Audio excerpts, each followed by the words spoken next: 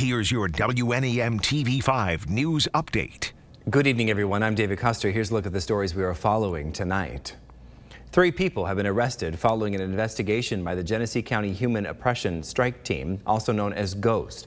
County Sheriff Chris Swanson says a 7-year-old girl was being used as currency by her father so he could have sex. After receiving a tip from a Mount Morris nurse, the sheriff's office issued a search warrant for 36-year-old Daniel Flowers. Investigators discovered a 21-year-old special needs woman in his apartment who had met with him and his 31-year-old girlfriend, Michelle Irwin. Swanson says Flowers was using the young woman for sex. While recovering evidence from the apartment, they found a backpack that sparked more questions. The backpack that he had was stuffed full of miscellaneous, just things that he used on a daily basis, provocative things, disturbing things. But one thing caught our eye.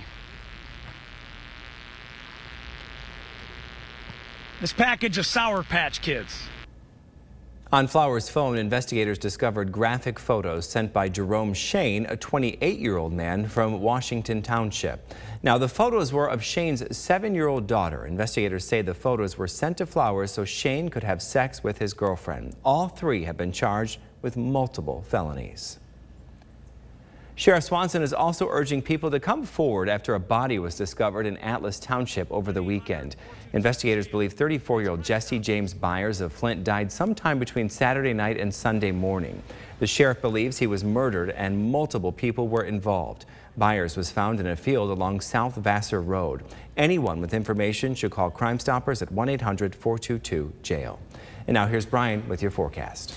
Thanks very much, David. After a largely quiet Wednesday, albeit with hotter and muggier conditions, we're now prepared for some showers and storms to start rolling into the picture late this evening, continuing through the overnight period and even through much of our Thursday at times. Starting with this system here on the First Warn 5 Sky Tracker, it's actually an area of low pressure moving through southern Minnesota tonight and presently a stalled frontal boundary associated with it. Adding some instability to the mix is this second stalled frontal boundary over the UP tonight. And of course, this initial line of storms crossing Lake Michigan. Looks like these will arrive in parts of mid-Michigan, especially along US 127, to some extent between about 10 and 11 o'clock this evening, maybe even a little bit sooner than that. They're expected to weaken a little bit, but it'll be new developing storms that we see farther to the southwest of there that are more likely to make a direct hit in mid-Michigan later on into the overnight period. And the storms could be a bit on the dicier side at times, some possibly even producing some damaging winds.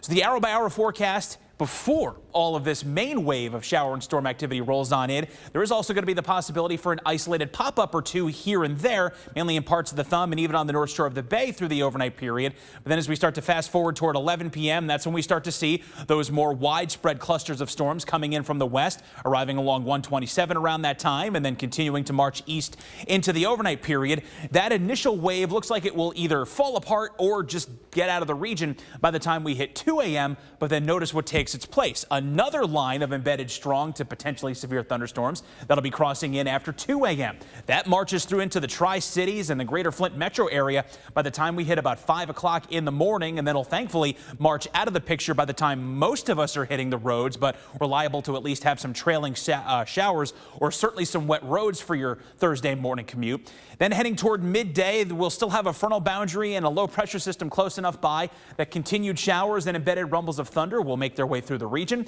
And we're likely to see some more activity flare up, mainly from the Tri-Cities south and east tomorrow afternoon and early tomorrow evening. And those storms could again produce some isolated instances of some damaging winds. So for the overnight period, the entire lower peninsula under a marginal severe weather risk. That's for some isolated storms that may turn severe with the threat of some damaging winds, but torrential rain pretty much a given with any storms that happen overnight. Then shifting to tomorrow afternoon, Thursday afternoon and evening, mainly from the Tri-Cities and the Alma area on southeast. That's where that chance will again be there for an isolated severe storm or two. And to top it all off, these storms again tonight producing torrential downpours that at times will continue into tomorrow. So through 1 a.m. on Friday, we're looking at anywhere from 1/4 of an inch of rain in most cases to as upwards of around an inch, especially where we get some heavier thunderstorms. 69, the overnight low for tonight. Scattered storms becoming heaviest during the overnight period. Continuing into tomorrow with breezy conditions and a high of 82.